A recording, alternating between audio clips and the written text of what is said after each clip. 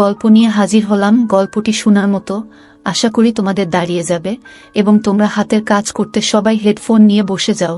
যদি আমার গল্প শুনে মজা পাও তাহলে অবশ্যই আমার চ্যানেলটি সাবস্ক্রাইব করবে।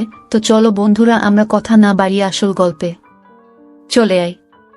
আমার নাম স্নেহা। বড়লোক পরিবারের 4 ভাইয়ের একমাত্র বোন। বাবা মা অনেকদিন আগেই এই পৃথিবী ছেড়ে চলে গেছেন, কিন্তু আমার দাদারা আমাকে বাবা মায়ের অভাব কোনোদিন বুঝতে দেয়নি। আমি এত আদর আর ভালোবাসায় বড় হয়েছি যে তারা কোনো কিছুর অভাব কোনোদিন বুঝতে দেয়নি আমাকে। আমি যা চেয়েছি তাই সাথে সাথে পেয়েছি। আমার বড় দাদা গ্রামের নাম করা মানুষ ছিলেন, আর ছোট 2 দাদা বিদেশে পড়তে গিয়েছিল, কিন্তু আমার পড়াশোনা করতে ইচ্ছে হতো না। আরেক ভাই গ্রামে ডাক্তারি করত। আজকাল দেখি ছেলে হোক বা মেয়ে, সবারই মোবাইল আছে, তাই আমি আমার দাদার কাছে একটা স্মার্টফোন চাইলাম। আমার বড় দাদার সাথে সাথে আমাকে একটা নতুন স্মার্টফোন কিনে দিলেন। এটা পেয়ে আমি অনেক খুশি। আমি অনেক সুন্দরী, তাই নিজের ছবি তুলে ফেসবুকে পোস্ট করতাম, আর অনেক লোকে আমার ছবিতে লাইক এবং কমেন্ট করত। লোকজন আমাকে অনেক পছন্দ করতে শুরু করেছে। একদিন আমি সোশ্যাল মিডিয়ায় অভিষেক নামে একটি ছেলের সাথে কথা বলি। সে অনেক বুদ্ধিমান।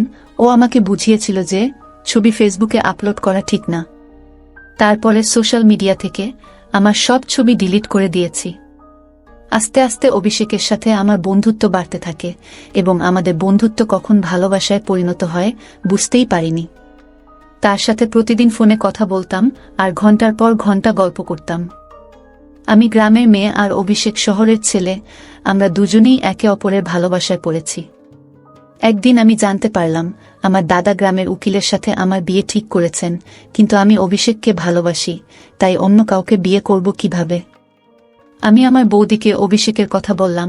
যখন বৌদি দাদাকে বলল অভিষেককে আমি ভালোবাসি, তখন দাদা আমার হাত থেকে মোবাইলটা নিয়ে নিল, আমাকে বলে, ওই ছেলের সাথে কথা বলবি না, ফেসবুক দেখে কারোর সাথে ভালোবাসা করা ঠিক না। এই ধরনের মানুষরা সব সময় খারাপ হয়, যারা মেয়েদেরকে ভালোবাসার জালে ফেলে প্রতারণা করে। কিন্তু অভিষেক এরকম না। আমি দাদাকে বোঝানোর অনেক চেষ্টা করেছি, কিন্তু দাদা আমার কোনো কথা শোনেননি। দাদা আমাকে অভিষেককে ভুলে যেতে বলেছিলেন, কিন্তু আমি ভুলতে পারিনি। একথা আমি অভিষেককে বললে অভিষেক আমাকে বাড়ি থেকে পালিয়ে যেতে বলে। আমি দাদাকে অনেক বোঝানোর চেষ্টা করেছি, কিন্তু দাদা বোঝেননি। তাই একদিন রাতের অন্ধকারে বাড়ি থেকে পালিয়ে অভিষেকের দেওয়া ঠিকানায় পৌঁছাই। অভিষেকের সাথে দেখা হওয়াতে আমি অনেক খুশি, কারণ অভিষেককে প্রথমবার দেখেছি। আমাকে দেখে অভিষেকও অনেক খুশি। অভিষেকের পরিবারে কেউ নেই, ও একটা ভাড়া বাড়িতে থাকে। আমরা দুইজনে কোর্ট থেকে বিয়ে করে নিই, স্বামী স্ত্রী হই। সংসারকে সুন্দরভাবে চালানোর জন্য অভিষেক অনেক পরিশ্রম করত। আমি অভিষেকের সাথে অনেক খুশি।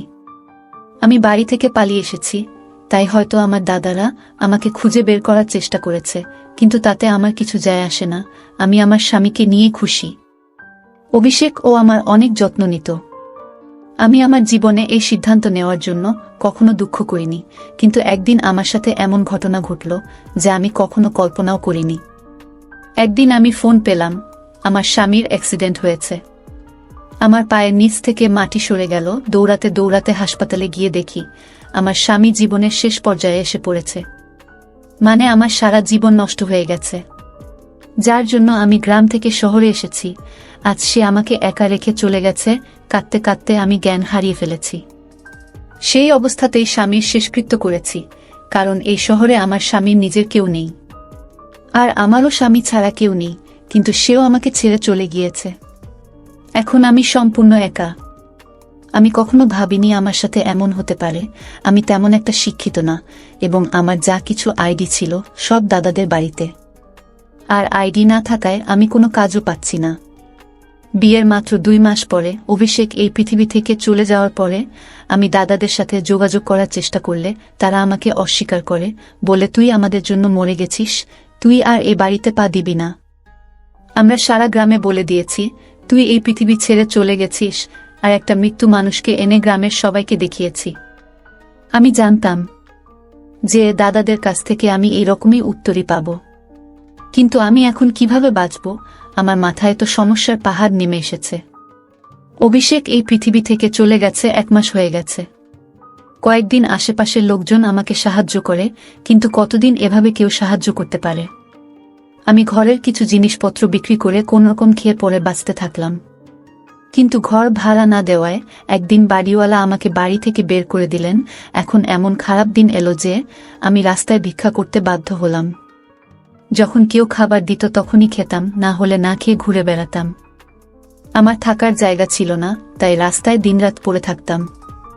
একদিন ক্ষুধার কষ্ট সহ্য করতে না পেরে একজন লোক ভিক্ষা দিতে এলে আমি তার পা ধরে বলতে থাকলাম, স্যার, আমি 2 দিন কিছু খাইনি, আমাকে কিছু খেতে দিন। দয়া করে আমাকে কিছু খেতে দিন, না হলে আমি এই পৃথিবী ছেড়ে চলে যাব। তিনি আমাকে বললেন, তুমি কি আমার বাড়িতে যেতে পারবে?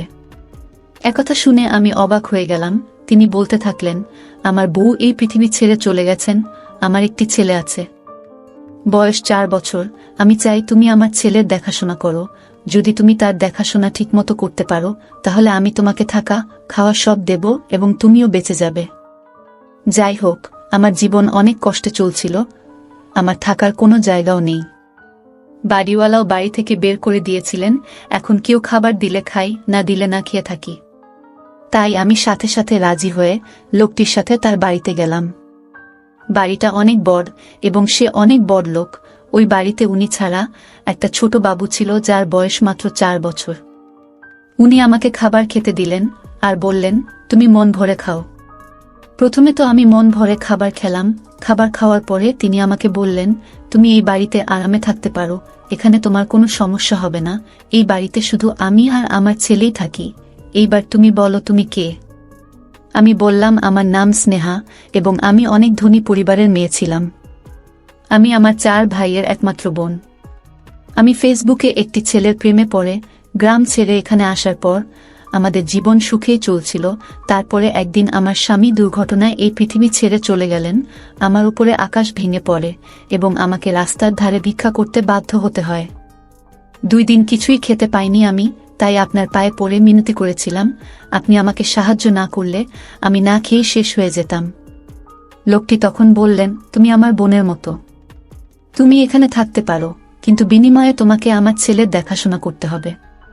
আমার বউ এই পৃথিবী ছেড়ে চলে গেছে, তাই আমি ছেলের যত্ন নিতে পারছি না। আমার একটা কাজের মেয়ে দরকার, যে তাকে মায়ের মতো মানুষ করতে পারে। তিনি আমাকে তার ছেলের সাথে পরিচয় করিয়ে দিয়ে বললেন, এটা আমার ছেলে এবং এর নাম আকাশ। এর জন্মের পরপরই এর মা পৃথিবী ছেড়ে চলে গেছে। আমি কোলে নিয়ে তাকে আদর করতে থাকলাম। আমি ভাবতে থাকলাম, আজ যদি আমার ছেলে থাকতো, তাহলে সেও এর মতো হতো। আমিও বিয়ের 1 মাস পরে মা হতে চলেছিলাম, কিন্তু আমার একটা সমস্যা হয়, তাই আমি মা হতে পারিনি। আমি আপনাকে কথা দিচ্ছি যে আমি একে নিজের ছেলের মতো মানুষ করব। আমি আকাশের যত্ন করে অনেক আনন্দ পেতাম। আমার একমাত্র দায়িত্ব ছিল আকাশের যত্ন নেওয়া, তাকে সময় মতো খাওয়ানো, সময় মতো ঘুম পাড়ানো, তার পোশাকগুলো পরিবর্তন করা ইত্যাদি। বাকি সব কাজ করার জন্য অন্য লোক ছিল। একদিন সকালে ঘুম থেকে উঠে দেখি আকাশ বিছানায় নেই। আমি উঠে বাইরে এসে মালিককে জিজ্ঞেস করলাম, আকাশ কোথায়, সে তার বিছানায় নেই কেন? বাড়ির মালিক বললেন, সন্ধ্যার মধ্যেই ও বাড়ি ফিরে আসবে। আমি তাকে জিজ্ঞেস করলাম, আকাশ কোথায় গেছে আর সন্ধ্যা বেলা কোথা থেকে ফিরবে? কিন্তু তিনি আমার কথার কোনো উত্তর দিলেন না। তিনি বাড়ির মালিক, তাই আমি তাকে খুব বেশি কথা বলতে পারিনি, কারণ সে যদি আমাকে বাড়ি থেকে বের করে দেন, তাহলে আমি কোথায় যাব? প্রতিদিন সন্ধ্যায় আকাশ বাড়িতে আসত। রাতে ঘুমানোর পর সকালে ঘুম থেকে উঠলে দেখি আকাশ তার বিছানায় নেই, কিন্তু সন্ধ্যায় সে ফিরে আসত। যখনই আমি মালিককে আকাশের কথা জিজ্ঞেস করতাম, তিনি কোনো উত্তর দিতেন না এবং বলতেন, তুমি এইসব বিষয় থেকে দূরে থাকো, তার সম্পর্কে অত কিছু তোমার জানার দরকার নেই। তোমার কাজ কেবল তার যত্ন নেওয়া এবং তাকে ভালো করে লালন পালন করা, তাই তোমাকে যে কাজ দেওয়া হয়েছে তুমি শুধুমাত্র তাই করো। তারপর থেকে মালিককে জিজ্ঞাসা করা বন্ধ করে দিয়েছি। এক রাতে আমি যখন আকাশের সাথে ঘুমাচ্ছিলাম, মাঝরাতে চোখ খুলে দেখলাম যে আকাশ বিছানায় আছে। আমি দেখার জন্য জেগে থাকলাম, কিন্তু কখন যে ঘুমিয়ে পড়েছি বুঝতেও পারিনি আমি। এবং সকালে প্রতিদিনের মতো আকাশ বিছানায় নেই। বাইরে বেরিয়ে কোথায় ওকে দেখতে না পেয়ে রুমে ফিরে এলাম। এর আগে কখনো ভাবিনি মালিক কি কাজ করেন। আমি শুধু আমার কাজ নিয়ে ব্যস্ত থাকতাম। এই বাড়িতে সব পাচ্ছিলাম, তাই বেশি কিছু ভাবিনি। কিন্তু একদিন কাজের মহিলাকে জিজ্ঞেস করলাম যে মালিক কি কাজ করেন। তখন সেই কাজের মেয়েটি আমাকে বলল যে তিনি একজন পুলিশ ইন্সপেক্টর। অবাক হয়ে আমি ভাবতে থাকলাম আমি একজন পুলিশ অফিসারের বাড়িতে। একদিন দেখলাম একটি ফাইল মালিকের টেবিলে রাখা। আমি সেটি তুলে নিয়ে ভিতরে রাখতে যাচ্ছিলাম, হঠাৎ করে সেই ফাইলটা আমার হাত থেকে পড়ে, ওর ভেতর থেকে অনেক কাগজ বেরিয়ে পড়ে। আমি সেই কাগজগুলো গোছাতে গেলে সেখানে একটা ছবি দেখে আমি অবাক হয়ে গেলাম। আমি অবাক হয়ে ভাবলাম আমার স্বামীর ছবি এখানে কেন। আমি ভাবলাম মালিক যদি জানতে পারে আমি এই ছবিটি দেখেছি বা আমি এই ছবির লোকটির স্ত্রী, তাহলে মালিক আমার কি অবস্থা করবে। ভয়ে তাই তাড়াতাড়ি সবকিছু গুছিয়ে ফাইলটি মালিকের ঘরে রেখে ফিরে এলাম। এখন আমার ভয় করতে থাকলো এবং সবচেয়ে বড় বিষয় ভীষণ টেনশনে পড়ে গেলাম, কিন্তু তবুও আমি এখান থেকে যেতে পারিনি, কারণ এই বাড়িটা ছাড়া আমার আর কোনো থাকার জায়গা নেই। এছাড়া আমি আকাশকে নিজের ছেলের মতো ভালোবাসি। তাছাড়া এই ছবির রহস্যটাও জানতে চাই, এই পুলিশ লোকটা কিভাবে ছবিটা পেল। আমি ভাবলাম আমার দাদারা অভিষেককে খুঁজে বের করার জন্য এই পুলিশ অফিসারের কাছে কেস ফাইল করতে পারে, কিন্তু দাদারা কখনো অভিষেককে দেখেনি। মনের মধ্যে অদ্ভুত অদ্ভুত সব ভাবনা আসছিল, কিন্তু মালিককে জিজ্ঞেস করার সাহস পেলাম না। 4 মাস হয়ে গেল আমি এখানে আছি। বাবুটি আমাকে মা বলে ডাকতে শুরু করেছে, কিন্তু এতে মালিকের কোনো আপত্তি নেই। তারপর মালিক আমাকে একটা মোবাইল দিয়ে বলল, তোমার সাথে কথা বলার দরকার হতে পারে, তাই এটা রাখো। একদিন আমার মোবাইলে একটা ফোন আসে, আমি কাজে ব্যস্ত ছিলাম তাই কল ধরতে পারিনি। পরে মোবাইলের দিকে তাকাতেই একটা অচেনা নাম্বার ভেসে উঠল। আমি খুব একটা পাত্তা দিলাম না। কিছুক্ষণ পরে সেই নাম্বার থেকে একটা মেসেজ এলো, তাতে লেখা ছিল, স্নেহা তুমি কেমন আছো। অনেক অবাক হলাম। ভাবলাম হয়তো এখানকার কোনো কাজের মেয়ে আমার সাথে মজা করছে, তাই আমি ওই মেসেজের রিপ্লাই দেইনি। এরপর প্রতি রাতে এই নাম্বার থেকে মেসেজ আসতে থাকে। মেসেজে নানা রকমের কথা, আমার পুরানো জীবন এবং মাঝে মাঝে আমার দাদাদের সম্পর্কে বিভিন্ন কথা। আমার স্বামী একমাত্র ব্যক্তি ছিলেন যিনি আমার সম্পর্কে এইসব কথা জানতেন। আমার সাথে যা ঘটছে তাতে আমি ভয় পেয়ে গেলাম। জানি না কে সে আর কেন সে আমাকে বিরক্ত করছে। সে বলতো, তুমি আমাকে তোমার বন্ধু মনে করতে পারো, তোমার কোনো সমস্যা হলে আমাকে মেসেজ করে জানিও, আমি তোমার সব সমস্যার সমাধান করে দেব।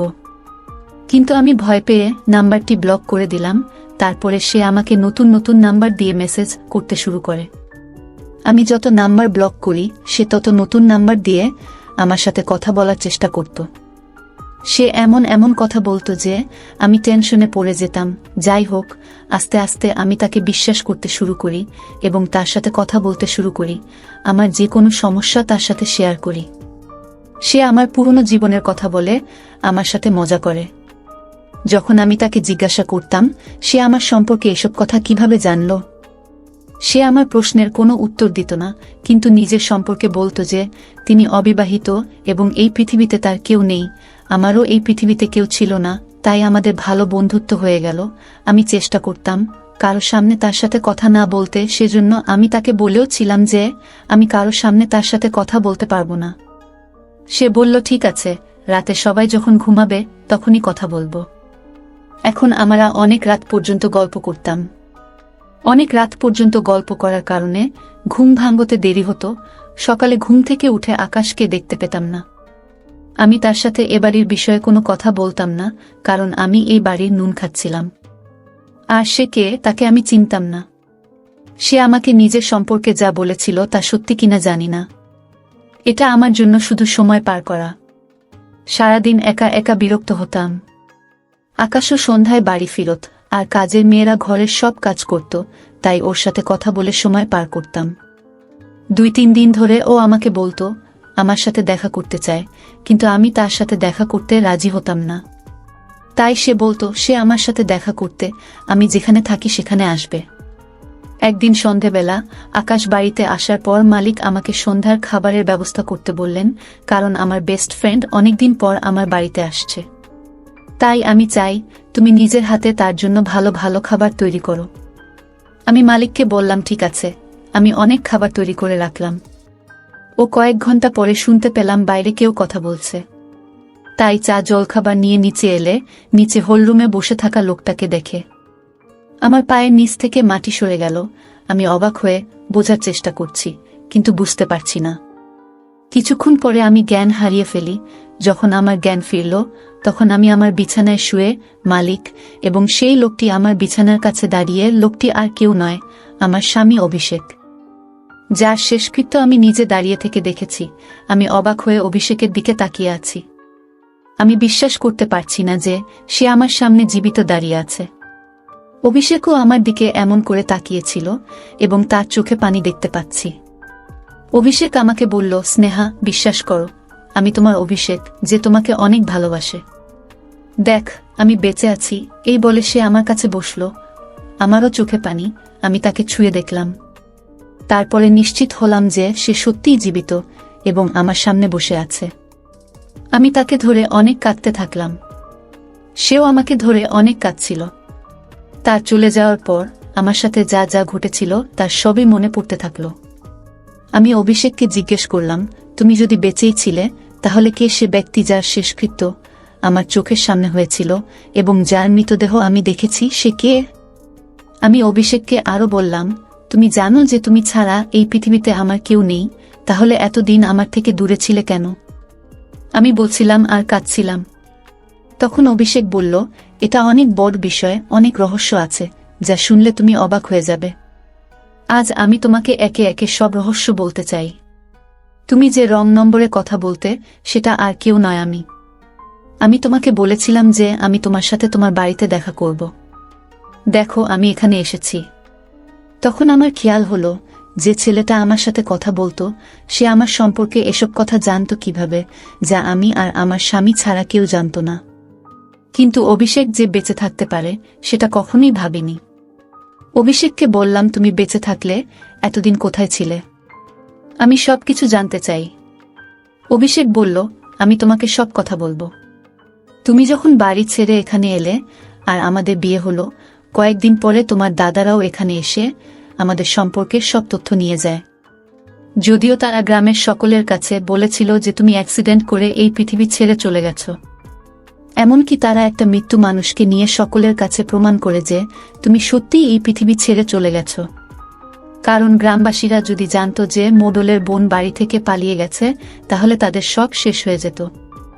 আর আপমানের ভয়ে তোমার দাদারা গ্রামে মিথ্যা কথা বলে প্রমাণ করেছে যে তুমি এই পৃথিবী ছেড়ে চলে গেছ। কিন্তু তারা আমাকে শত্রু করে নেয়, যেহেতু তাদের বোনকে আমি বিয়ে করেছি। তোমার দাদারা আমাকে সর্বত্র খুঁজছে। একদিন তোমার দাদারা আমার মোবাইল নম্বর জানতে পেরে আমাকে ফোন